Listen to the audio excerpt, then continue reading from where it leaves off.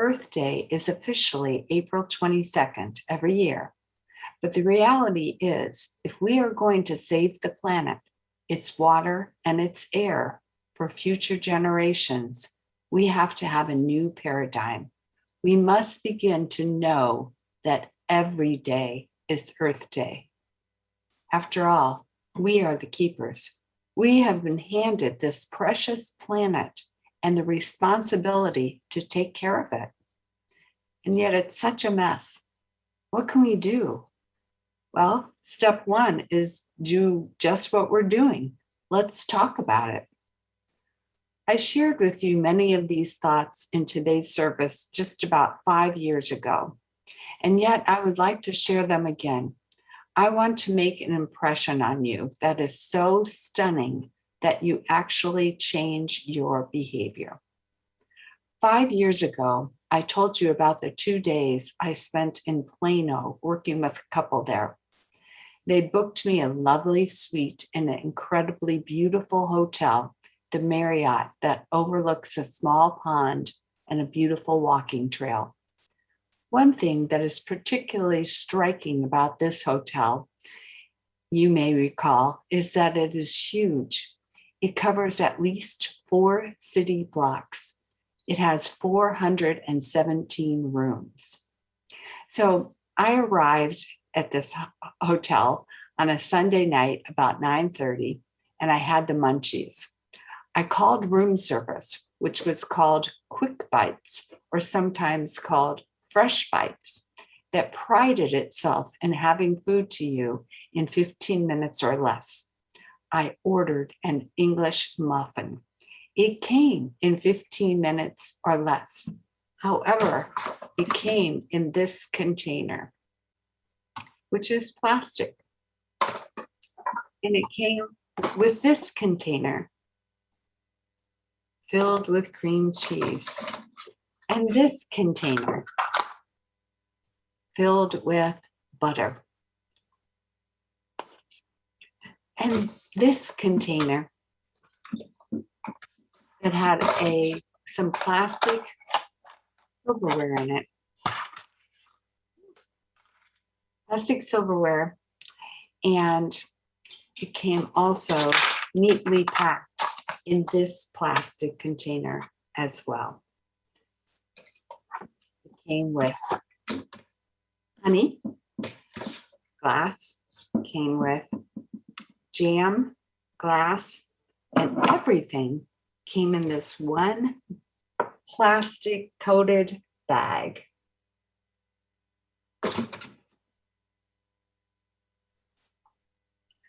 I called the hotel this week to find out if they still had this service, the Quick Bites, and they said yes.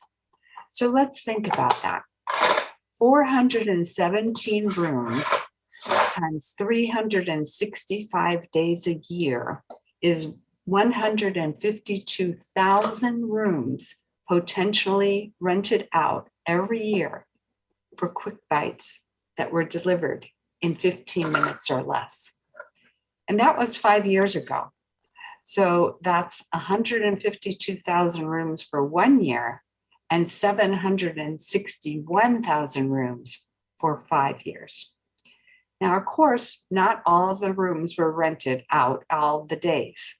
So let's round that number down to 500,000 rooms rented in the last 5 years. And of course, not everyone ordered from room service or Quick Bites. So let's cut that number again. 250,000 rooms rented out that ordered something from room service, Quick Bites, in the last 5 years. So back to my experience. For breakfast on Monday morning, I had a bowl of oatmeal, which came in this container. The oatmeal came with fresh berries in this container. It came with brown sugar, which I asked them not to send, that came in this container. It came with sliced almonds in this container. And it came with silverware in this container. Again, which I asked them not to send. And here's the jam and the jelly and the honey for the oatmeal.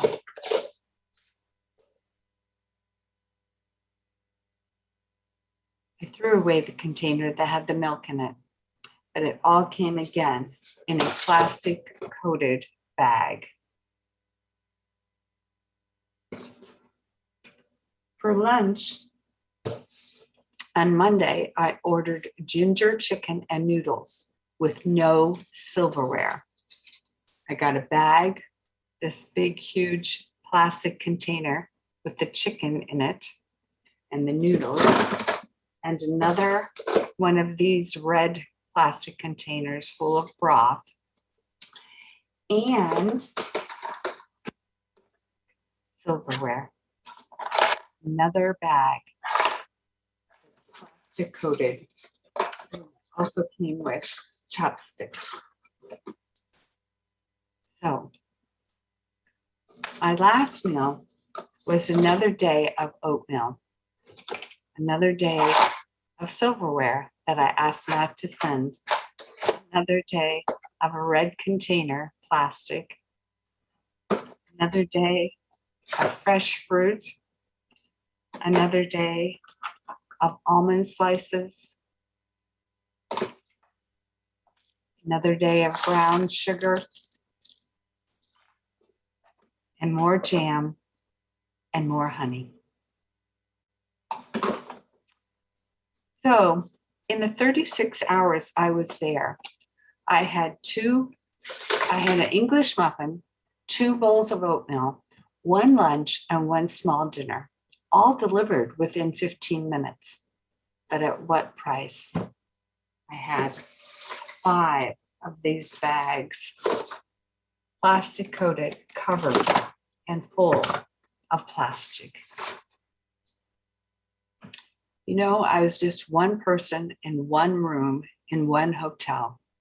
When I talked to the manager about it, he said they had completely eliminated china, glassware, and actual silverware. So guests didn't have to be bothered with having a table rolled into their rooms.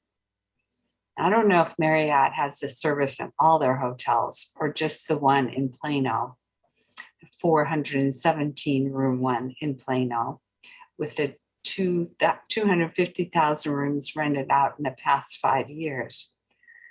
But I do know, any way you look at it, that's a lot of plastic. My son has a bumper sticker on the outside of his laptop that says, "When you throw something away, where is away?" So let's talk about that. Brittany Ears is a biological engineer who wrote an article stating, "The United States of America is the #1 trash producing country in the entire world out of 195 countries." She says that roughly 5% of the world's population generates 40% of the world's waste. Americans alone produce more than 500 million tons of garbage each year. The sheer volume of waste we generate was for the most part invisible until one infamous garbage barge from Long Island claimed national attention. This happened in 1987. The Mobro barge, filled with 3,100 tons of garbage, sailed around the world, stopping at more than 5 countries, looking for a place to dump its load. At an estimated cost of $1 million, the Mobro returned to New York, having failed to find a final resting place for the trash. That is, we have so much trash that we ship it to other countries, especially third world countries, and we pay them to take it. That was 34 years ago. Unfortunately, it's still going on. 11 countries around the world are piled high with our trash.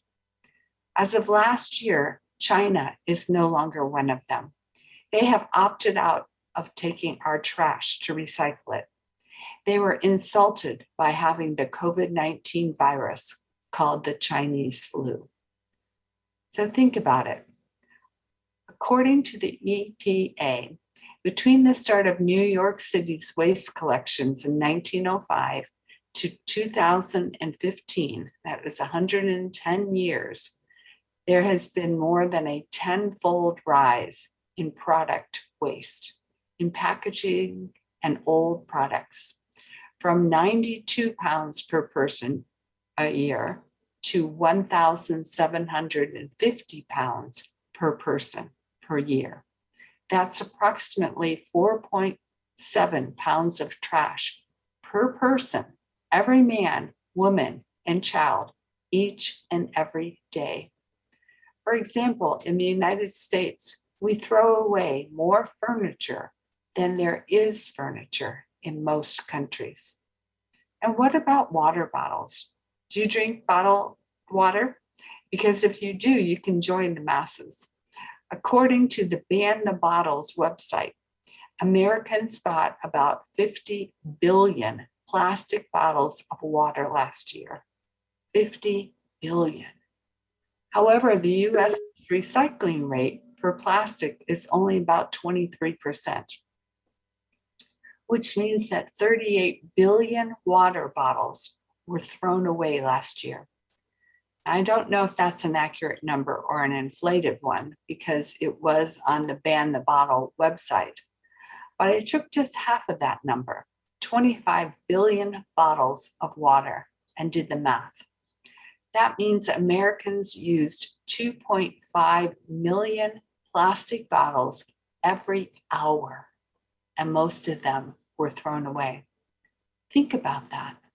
Americans in the United States of America use 2.5 million plastic bottles an hour. With only 23% to 37% at most of our products recycled, the rest go into landfills. So let's talk about our landfills. According to Lisa Kiss in her 2013 article entitled Planet Thoughts, landfills aren't designed to break down trash. The purpose of a landfill is to bury the trash. Therefore, the garbage in a landfill, because it decomposes without air, takes much longer to decompose. In a modern day landfill, for example, an orange peel can take up to 6 months to decay. A single cigarette butt can take 10 years. And a plastic 6-pack holder can take 450 years to decay. And one more interesting stat. As of today, according to Kiss's article, our collective landfills in the United States are about the size of Pennsylvania. When I spoke to you 5 years about this, it was about the size of Rhode Island. But now, our collective landfill is the size of Pennsylvania. And that's not the worst of it.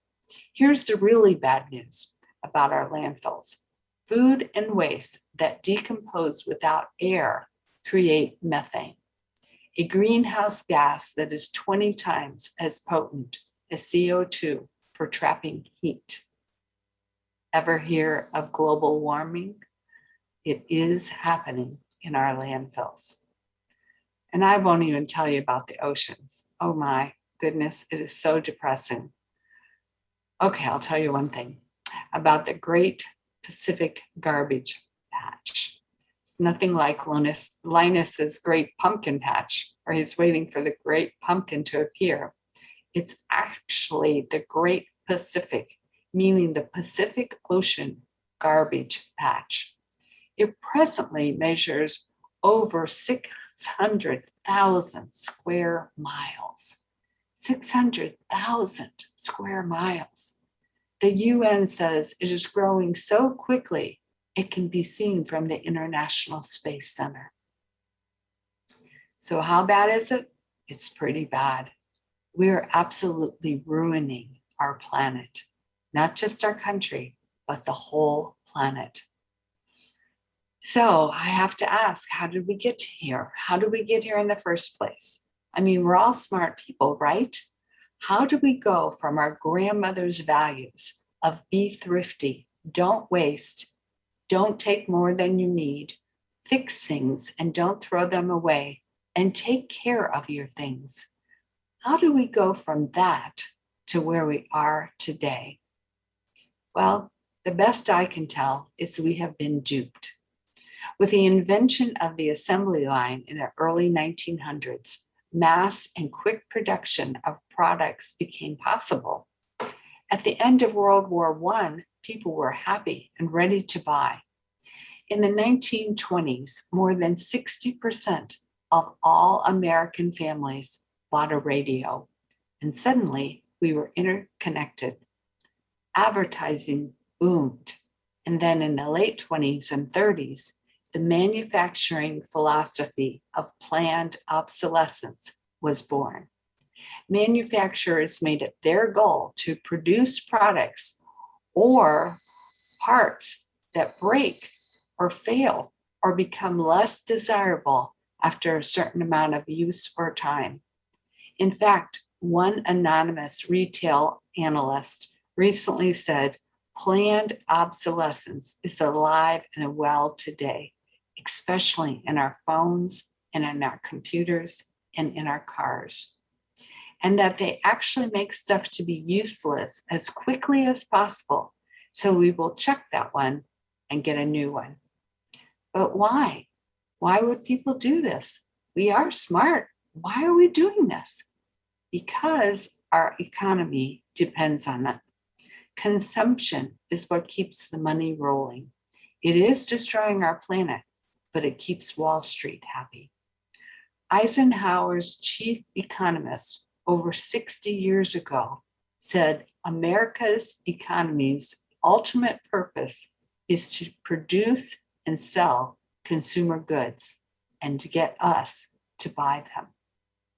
How have they managed to do this? Again, we're smart people. How do we fall for it? According to an article by Rachel Tulip, America the Wasteful, we waste because consumers easily submit to the advertisements all around them, especially online and on television. We are all persuaded to buy new because we are taught that new is better. Advertising trains consumers to want what is new and improved. It convinces us that the more we have, the happier we are, which of course is not even true. In fact, research shows our national happiness has actually gone down since the 1950s. But according to Christy Gardner's blog on saving the planet, our incomes have increased so that most of us eat more, use more, buy more, and have more than we need. Are you one of those? I know I am. We throw away more as well.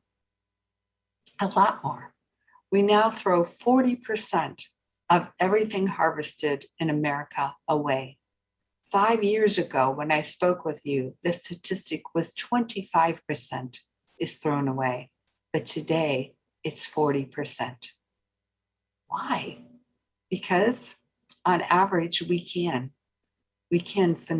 financially afford to buy more stuff, and we do, and we overbuy as well. Remember, we're being duped. Planned obsolescence and advertising are only part of the way this happens.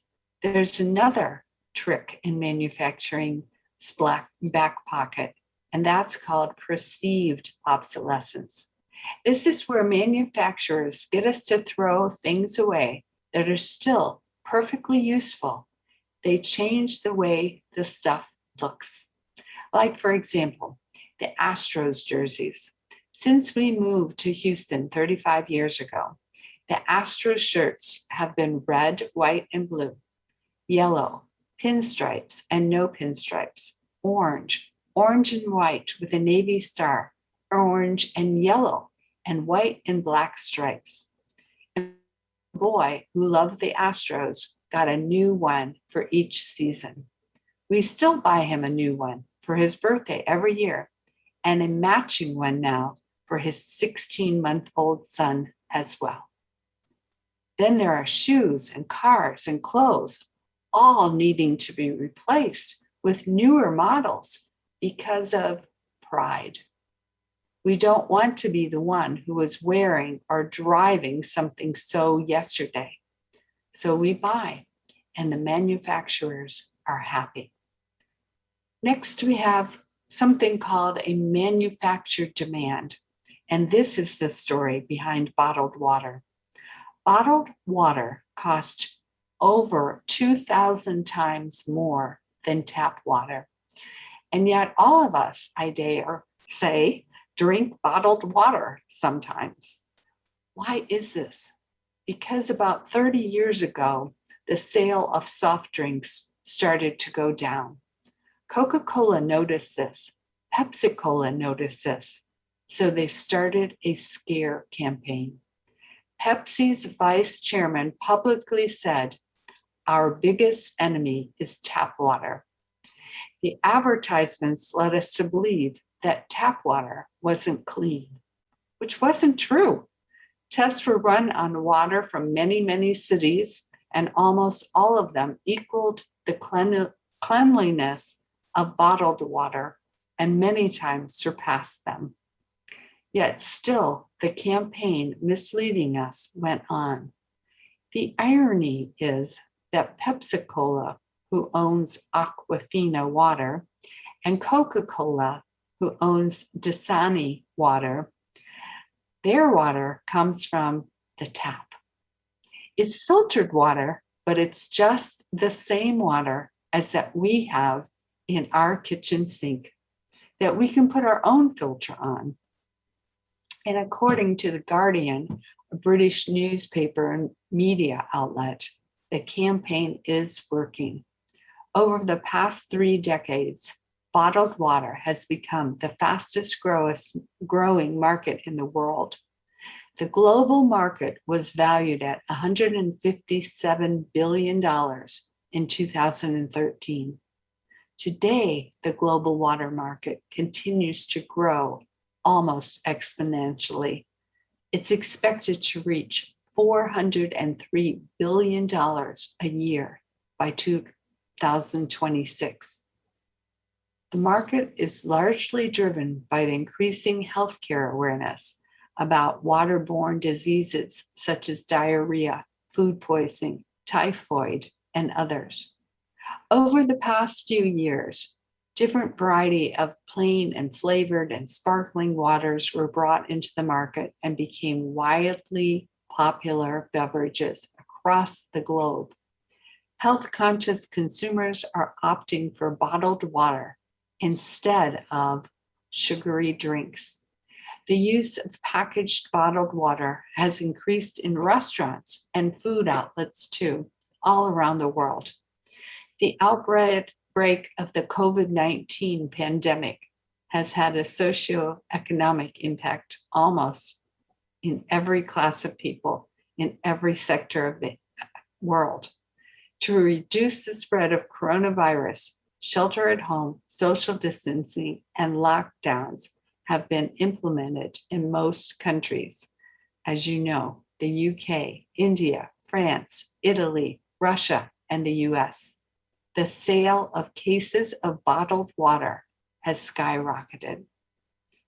Based on product, the market now is segmented into purified water, mineral water, spring water, sparkling water, distilled water, flavored water, and other products. The purified water segment has the lion's share of the market as of 2019. The need for water is increasing every single day. Water consumption, economic development, and urbanization is causing it.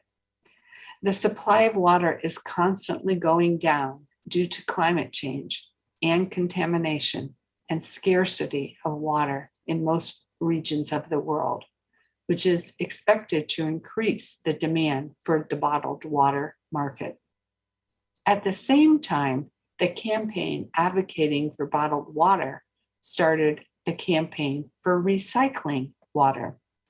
According to Michael Brungart in his best-selling book, Cradle to Cradle, recycling lulls us into thinking that we are not part of the problem. It's actually a way for us to throw things away without feeling guilty. But we have to remember, only 23 to 37% of it actually gets recycled. And the energy put into the recycling process may not even make it worth it. So yes, we are being duped. Trump told us for the last 4 years that climate change and global warming weren't happening. But science tells us they are. He told us it wasn't impacted by people's behavior, but science tells us it is.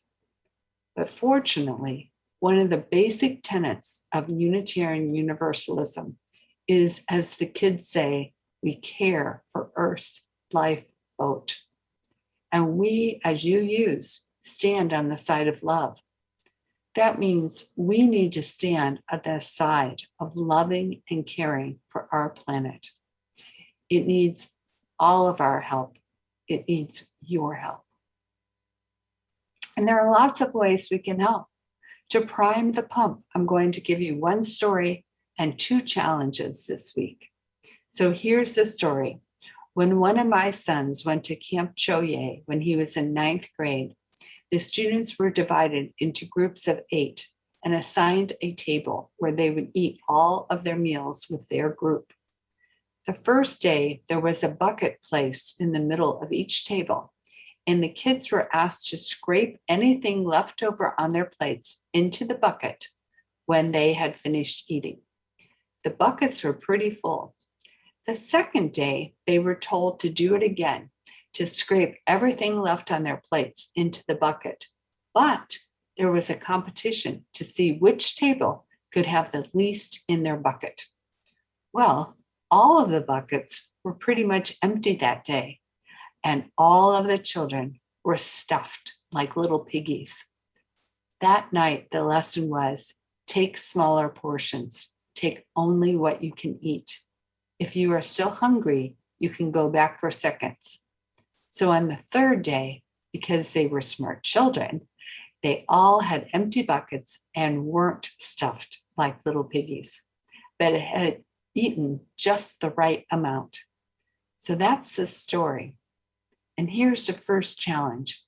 For 1 week, try not to throw away any food.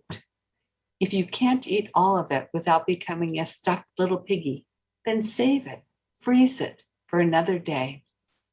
Here's the second challenge. Do not buy or drink any drink that comes in a disposable plastic bottle or a throwaway can.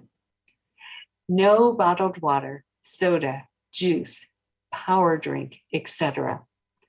I will try to do it with you as well. Turn left onto Illinois 421 South. I don't know why the GPS is talking. I tried it a few weeks ago for a couple of days, and both days I failed because I forgot to bring my water with me from the tap. Now I rarely forget. It's a habit. I don't leave home without my full reusable water bottle. So let's see how you do with it. And finally, I want to end with a story about my younger son. He worked at a teaching lab, Blackwood Land Institute, which the fellowship supports, for 4 years after high school.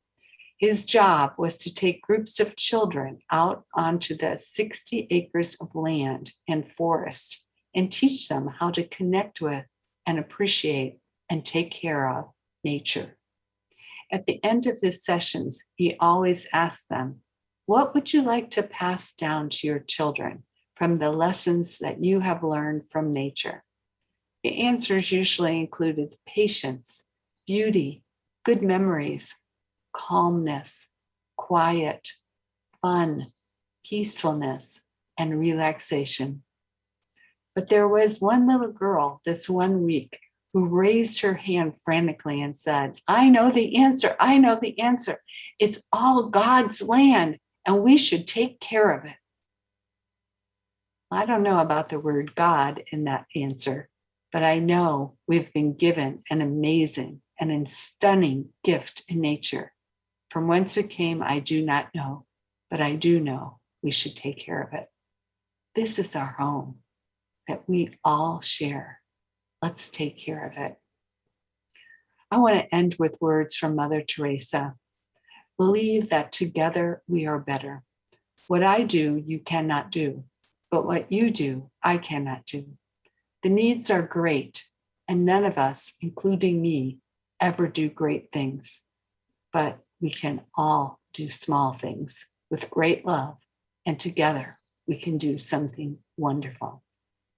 So yes, believe that together we are better and we can do something wonderful.